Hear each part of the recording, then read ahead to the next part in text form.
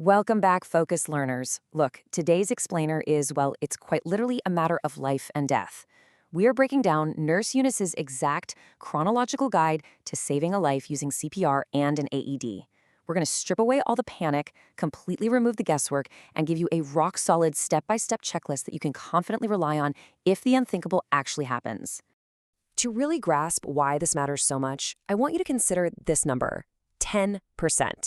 For every single minute that CPR is delayed after someone goes into sudden cardiac arrest, that victim loses 10% of their brain function. 10%. Just think about that timeline for a second. Now, factor in that it can easily take paramedics about 7 minutes to arrive on the scene. So if you do nothing but wait for 7 minutes, well, you can do the math. The bottom line, we cannot wait. You absolutely have to know what to do. Okay, let's dive into this. Here is our roadmap so you know exactly how we'll navigate this high-stakes protocol.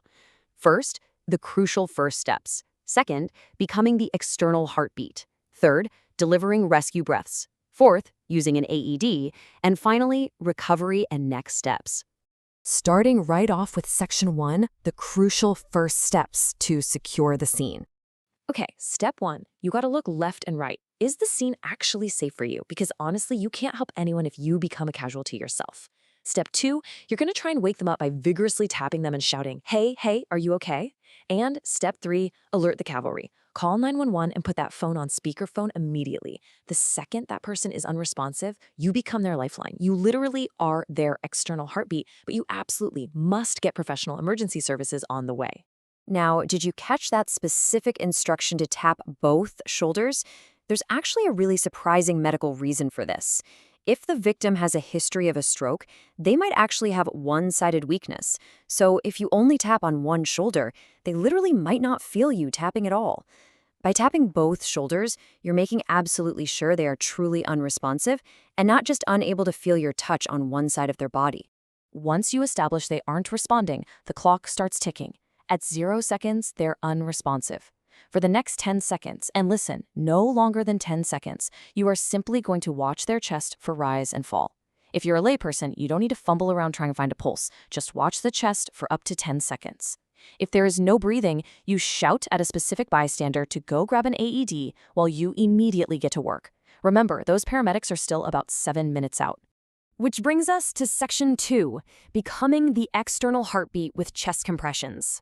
Let's talk about hand placement. You're going to place your hands right in the center of the exposed chest. But here's the catch. You must avoid the throat. And crucially, you must avoid the xiphoid process. That's the very center bottom of the breastbone. If you compress directly on that xiphoid process, there is a very real possibility of cracking their ribs. We definitely don't want that. So, center of the chest, slightly above that very bottom point. Once your hands are locked in position, you need to nail these compression mechanics.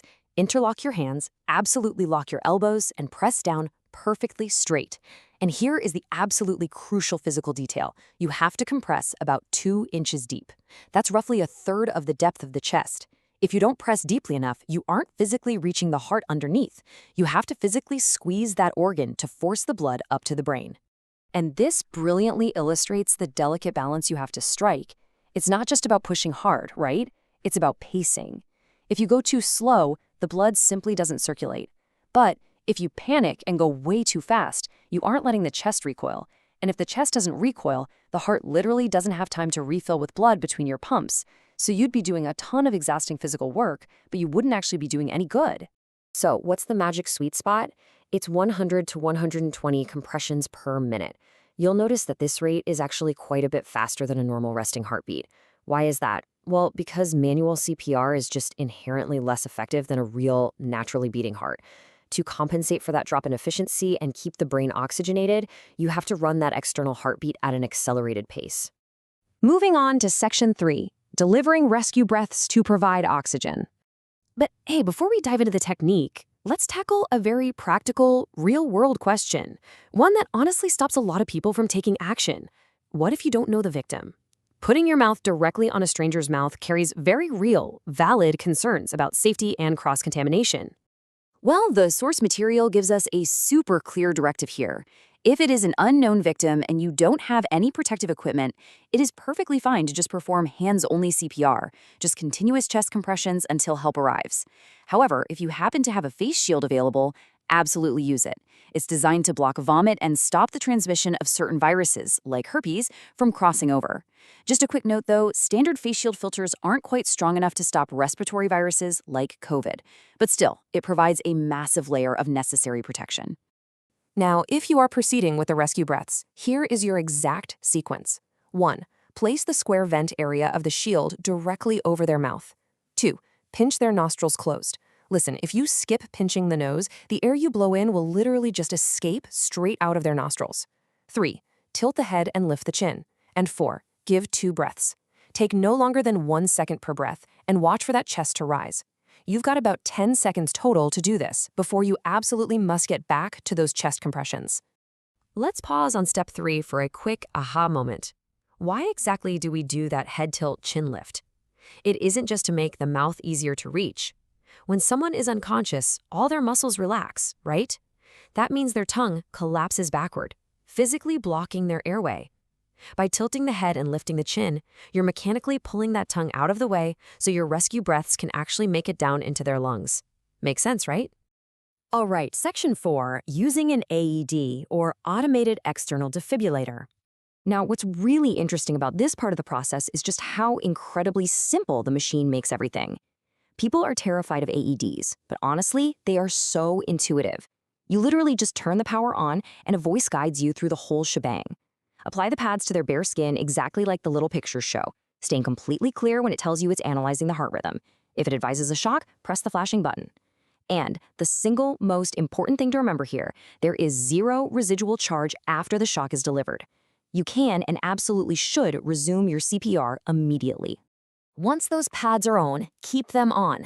The AED is essentially going to act as your smart coach from here on out. It'll automatically reanalyze the heart rhythm every 2 minutes, and it'll tell everyone to stand clear again when it does. Most modern AEDs even play a little metronome tone to help you pace your chest compressions perfectly.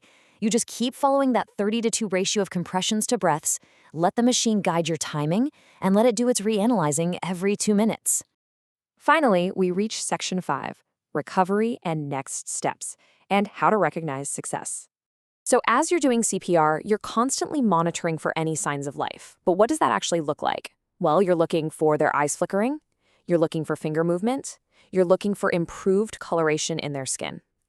If and only if you see these specific, obvious signs of life return, then you should stop compressions and check for a pulse. Do not stop your compressions just because the AED is beeping. Only stop if you physically see these improvements. Now, if they do regain a pulse, your job completely shifts to managing their airway. You need to turn the victim onto their side into what is called the recovery position. This is absolutely crucial because they are very, very likely to vomit, and turning them on their side ensures that the vomit clears the airway rather than choking them. And whatever you do, do not turn off or remove that AED. Keep it exactly where it is until paramedics arrive. If they happen to lose their pulse again, simply roll them flat, let the AED analyze, and go right back to work. I want to wrap this up with a really powerful quote, straight from Nurse Eunice herself. You can literally be the difference between this person living or dying. You now have the structured, step-by-step checklist to actually be that difference. So the next time you're out in a crowded room, ask yourself, if the unthinkable happens to the person sitting right next to you, will you just be a bystander, or are you going to step up and be their heartbeat?